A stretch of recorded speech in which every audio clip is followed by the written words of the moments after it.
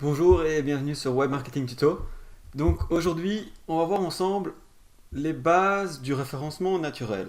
Donc qu'est-ce que le SEO, donc le référencement naturel, comment ça fonctionne et comment faire en sorte d'optimiser votre site pour le référencement naturel.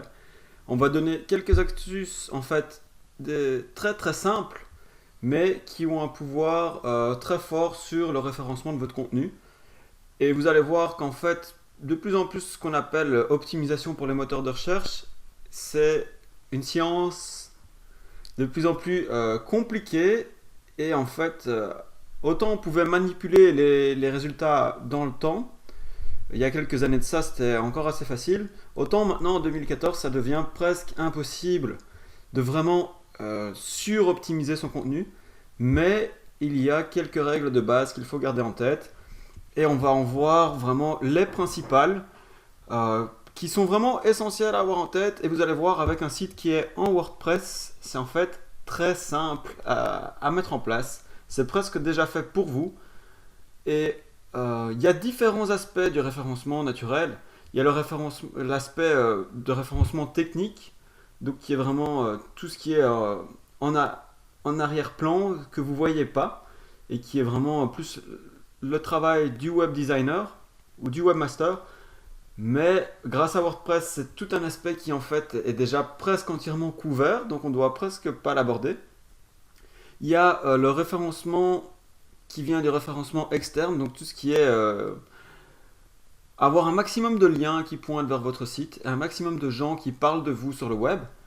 Mais donc ça aussi, dans le temps, on pouvait acheter des liens, être placé sur des annuaires et faire toutes sortes de choses qui, en fait, maintenant perdent un maximum leur utilité si on le suroptimise. Ça vient naturellement, donc ça marche toujours évidemment, mais ça va plus être si des gens parlent de vous, que ce soit sur Facebook et tous les autres médias sociaux, ou sur leur site, si les gens pointent vers votre site, et plus leur site est considéré comme un site d'autorité, plus l'impact sur votre référencement va être grand. Euh, mais nous, on va s'intéresser au troisième aspect qui est en fait l'aspect sur lequel vous avez le plus de contrôle et qui est le meilleur maintenant, qui est l'optimisation du contenu. Et en fait, comme on le voit ici, si je retrouve mon slide, j'ai mis ça ici. Maintenant, le contenu est roi. Content is king, comme ils disent en anglais.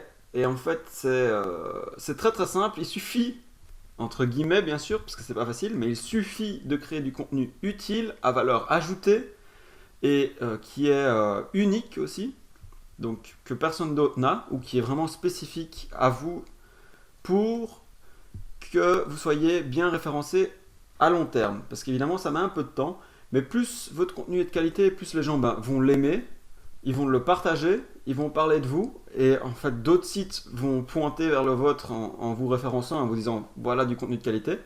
Google va aussi le voir, parce que quand Google va répondre à une requête et que les gens viendront sur votre contenu, il verra qu'il n'y a pas de rebond, c'est-à-dire que les gens restent sur votre contenu en général un temps assez long, et arrêtent de rechercher ce qu'ils recherchaient, donc c'est-à-dire que ils ne réeffectuent pas une recherche sur Google, c'est-à-dire qu'ils ont donc bien trouvé ce qu'ils recherchaient sur votre site. Donc, je me suis un peu égaré ici dans notre intro, mais je voulais vous parler du SEO parce que c'est super important pour générer du trafic de qualité. Alors, premièrement, il faut distinguer référencement payant et référencement naturel.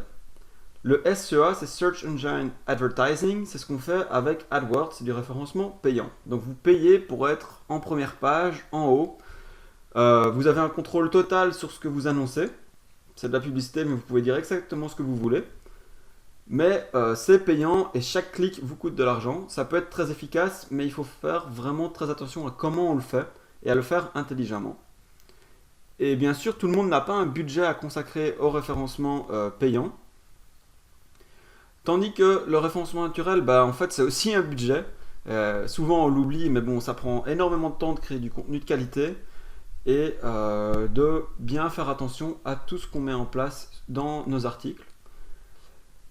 Par contre, vous n'avez pas un contrôle total sur ce qui est affiché. Donc Google va choisir lui-même les pages qu'il pense qui sont relevant. Je trouve plus les mots en français, je parle anglais depuis trop longtemps ces temps-ci. Donc pertinent, voilà. Donc si Google trouve que votre page est pertinente et répond à une certaine requête, bah, il va vous placer dans les premières pages, au fur et à mesure, bien sûr, pour ces requêtes-là. Et quand je dis au fur et à mesure, bien sûr, c'est que Google va petit à petit se rendre compte que votre contenu est de qualité. Ça ne se vient pas directement.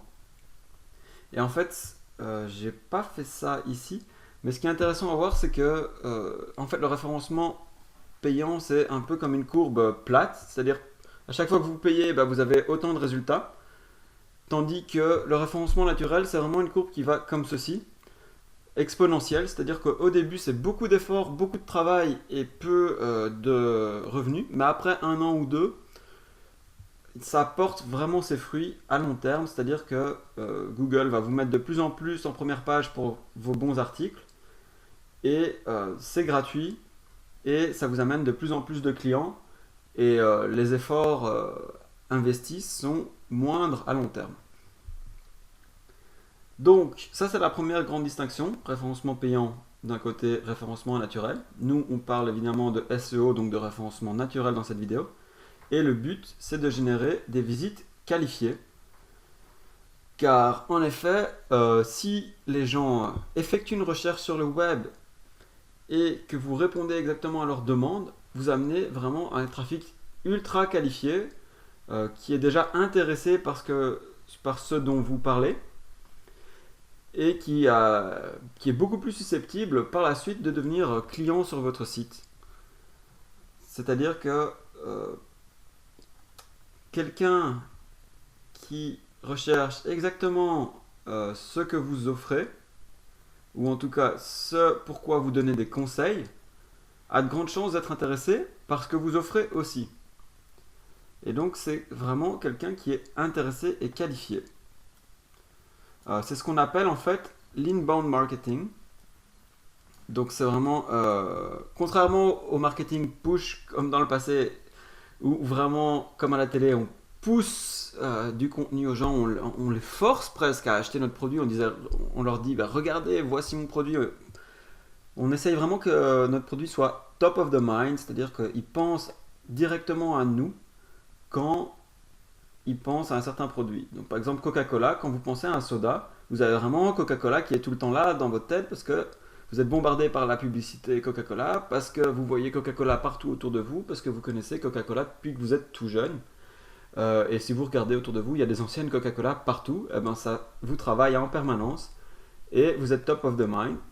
C'est-à-dire que vous êtes Coca-Cola est la première chose à laquelle vous allez penser quand vous voulez acheter un soda de type Coca.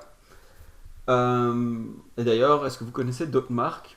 En général, vous connaissez peut-être Pepsi, mais toutes les autres marques, vous les connaissez pas trop. Donc, leur marketing marche. Mais dans l'ère de l'inbound marketing, on entre vraiment dans quelque chose de complètement différent, où on rend service aux gens, où on leur donne et on leur offre de la valeur utile, et un certain pourcentage de ces gens vont devenir clients pour votre entreprise parce que vous établissez au fur et à mesure une relation de confiance, vous leur offrez pas mal de choses qui sont utiles et donc forcément quand ils auront envie d'acheter, ils voient que ce que vous faites est de qualité, donc il y a de grandes chances qu'ils vous contactent aussi pour vos services. Mais donc c'est eux qui viennent à vous et c'est pas vous qui poussez la publicité, mais c'est vraiment pull, donc c'est vous qui attirez les gens en leur offrant un maximum de choses de qualité et sans rien demander en retour. Et ici, je dis l'objectif du SEO, c'est être positionné sur des termes qualifiés. Donc, par exemple, si vous êtes un assureur, vous allez essayer d'être positionné sur les termes qui viennent en premier à l'esprit aux gens. Par exemple, sur accident voiture ou que faire ou premier contact, accident de voiture. Il y a plein de termes comme ça. Et bon, moi, je suis pas du tout dans ce domaine-là, donc je vais avoir du mal à trouver les termes exacts. Mais ça fait l'objet d'une recherche préalable, de bien comprendre les termes sur lesquels on veut être positionné, les lister, Et ensuite, allez voir sur Google Keyword Tool. Donc ça, vous pouvez voir dans les vidéos sur AdWords. Mais sinon, vous tapez Keyword Tool. Je vais afficher ça à l'écran pour que vous puissiez l'utiliser. Et là, vous pouvez voir le volume de recherche et si c'est un terme qui a beaucoup de concurrence ou pas. Et donc, c'est en général très intéressant d'être sur un terme qui a beaucoup de volume de recherche et où la concurrence est plus faible. Mais c'est toujours un compromis, bien sûr, à faire. Mais donc, l'objectif du SEO, c'est d'être positionné sur ces termes-là. Et nous, on va voir de façon très simple comment optimiser notre site WordPress sans trop se prendre la tête. Peut-être que vous n'allez pas faire une étude de mots-clés super avancée, vous allez peut-être juste voir quelques termes sur lesquels vous voulez positionner, et quand vous écrivez un article ou quand vous créez vos pages, vous allez inclure ces termes pour être sûr d'être pertinent par rapport à ces recherches-là, et au fur et à mesure de vous référencer. Et ce qui est très intéressant maintenant aussi, c'est que vous pouvez vous positionner de façon locale. C'est-à-dire qu'un terme va peut-être être très concurrentiel en tant que tel. Donc assureur, voiture va peut-être être très concurrentiel, mais si vous tapez assureur, voiture Paris, assureur, voiture Nice, assureur, voiture Casablanca, ou Bruxelles, ou Montréal, ou n'importe quoi, vous êtes déjà dans une recherche plus locale. Et vous allez en fait attirer des gens qualifiés parce que c'est des gens qui sont autour de votre rayon d'action. Et vous diminuez vachement la concurrence. Donc c'est à garder en tête quand vous créez vos articles. Donc ici j'ai réutilisé une image que j'avais déjà utilisée auparavant dans la formation AdWords, donc le référencement payant. Ici on est en référencement naturel, mais c'est juste pour vous distinguer. Vous voyez qu'au-dessus on a, quand on tape achat-bot, on a chaussures en ligne qui vient et c'est du référencement payant. Et on voit c'est un petit peu orangé, mais des fois on ne le voit pas. Google fait exprès que les gens ne voient pas spécialement la différence, mais il y a une différence. Et en dessous vous avez ce qui est le référencement naturel, ici en dessous. Et donc ça c'est du référencement, j'ai envie de dire classique, mais en tout cas qui n'est pas sponsorisé. Donc comment ça fonctionne le SEO? Les gens premièrement tapent un mot-clé sur Google, il y a les résultats naturels qui apparaissent, et donc au plus Google estime que vous êtes pertinent et vous êtes lié, donc votre contenu est lié, vos mots-clés sont liés, votre titre est lié, votre URL est lié, comme on va le voir tout de suite, au plus vous allez arriver en haut dans les résultats de recherche. Et donc troisièmement, les gens, s'ils sont intéressés, ils cliquent sur votre page et ils trouvent le contenu qui les intéresse. Et donc ça vous fait de la visibilité, du branding, et ça établit un premier contact avec le visiteur qui pourra être par la suite un éventuel consommateur pour vous. Et vous établissez une première relation de confiance et vous leur offrez quelque chose de valeur. Et donc voilà, donc comme ici je le dis, du contenu utile, de valeur, et souvent c'est très bien donc soit de donner des conseils, soit d'expliquer comment faire quelque chose.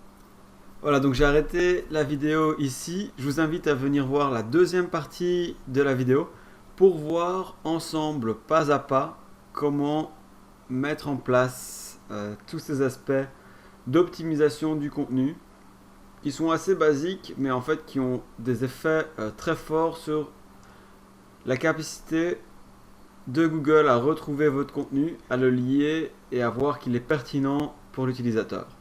Donc dans la prochaine vidéo on va voir comment tous ces aspects là sont mis en place sur le site, que ce soit pour l'URL, pour les titres, pour les mots-clés dans le contenu, pour les images, et toute une série d'astuces qui, je l'espère, vous seront utiles. Donc voilà, je vous retrouve dans la prochaine vidéo. Ciao!